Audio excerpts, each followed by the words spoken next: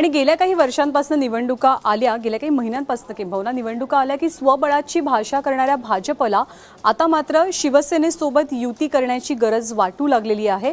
कोणती समीकरणं अशी आहेत नेमकी की ज्यामुळे भाजपला सेनेसोबत युती करावीशी वाटते? पाहूया हा स्पेशल रिपोर्ट। अनेक वर्षानंतर ज्या काँग्रेसनं आणि त्या काँग्रेसच्या कच्च्या बच्चांना त्यातनं तयार झालेल्या पक्षांना या महाराष्ट्राला आणि देशाला लुटलं, अशा सगळ्या लुटारूंच्या हातून हा देश बाहेर काढण्याचं काम माननीय मोदीजींच्या नेतृत्वात होत आहे। असे भारतीय जनता पार्टी सगळ्यात सक्षम म्हणल्यापेक्षा आमचा खरा विरोधक आहे काँग्रेस राष्ट्रवादी। आमची लढाई त्यांच्याशी आहे, पण एकदा का युद्ध सुरू झालं रे तर जो जो येईल त्याला आडवं करायची आमची तयारी आहे। नगरपालिका निवडणुकानंतर भाजपचे नेते कार्यकर्ते जोशात आहेत।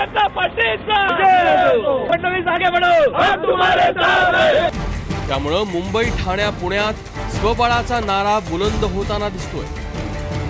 मात्र नगरपालिकेच्या निकालाचं गणित बघून मुख्यमंत्री आणि प्रदेशाध्यक्ष सावध झाले, कारण भाजपचा विजय मोठा दिसत असला तरी काँग्रेसही फार दूर नाहीये।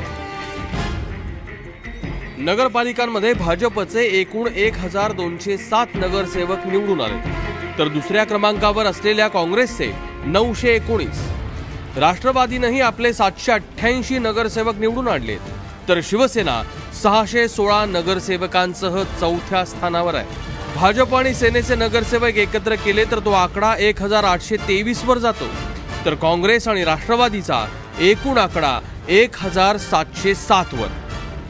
फरक फक्त 116 नगरसेवकांचा आहे। म्हणजे युती तुटली तर त्याचा फायदा काँग्रेस आणि राष्ट्रवादीला होऊ शकतो, आणि त्यामुळेच कार्यकर्त्यांपेक्षा नेते जास्त सावध आहेत। शिवसेना आणि भाजप हे दोन पक्ष वेगळे लढतात, तर स्वाभाविकच त्यांच्या मतविभागणीचा फायदा काँग्रेस आणि राष्ट्रवादी काँग्रेसला मिळतो। याचा अनेक वेळा त्यांचे सरकार असताना किंवा ते विरोधी पक्षात असतानाही अनेक वेळा सिद्ध झालेले आहे। म्हणजे मागच्या 2-3 निवडणुकीचा महापालिकेच्या आणि जिल्हा परिषदेच्या निवडणुकीचा विचार केला तर जिल्हा परिषदेमध्ये लढत जी होती ती मुख्यतः राष्ट्रवादी काँग्रेस आणि काँग्रेस यांच्यातच होते, पण महापालिकेचा किंवा शहरी भागाचा जेव्हा विचार होतो त्यावेळेस निश्चितपणे या मतविभागणीचा फायदा काँग्रेस राष्ट्रवादीला होतो। सध्या राज्यात भाजपचं वारं जोरावर असलं तरी मुंबई, पुणे, नाशिक, नागपूर सारख्या शहरात काँग्रेसचा डेडिकेटेड मतदार आहे। त्यामुळेच युतीचं घोडं गंगेत न्हात असेल तर आघाडी करून मतविभागणी टाळण्यासाठी राष्ट्रवादीनं दोस्तीचा हात पुढे केलाय। आताही आमची हीच भूमिका आहे की जिल्हा परिषदेमध्ये, महानगरपालिकेमध्ये समविचारी पक्षाची, प्रामुख्याने काँग्रेस पक्षाची त्या ठिकाणी आघाडी व्हावी।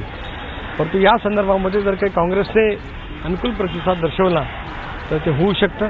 निवडणुका घोषित केल्या असल्यामुळे एका मर्यादित कालावधीमध्येच आम्हाला या बाबतीमध्ये पुढची चर्चा करावी लागेल, आणि मला विश्वास आहे की या संदर्भातली चर्चा येत्या 2-4 दिवसामध्ये होईल। आता आघाडीचा काही आमच्यातर्फे काही असा प्रयास नाही आहे, आणि दोघे प्रदेशाध्यक्ष महाराष्ट्राचे ग्रामीण क्षेत्राबद्दल जर काय बोलत आहे तो बोलू शकतात ते, पण मुंबईमध्ये सर्व नेत्यांचा असा विचार आहे की कुठल्या प्रकारची युती नाही झाली पाहिजे। तो आता प्रश्नच उद्भवत नाही या विषयावर।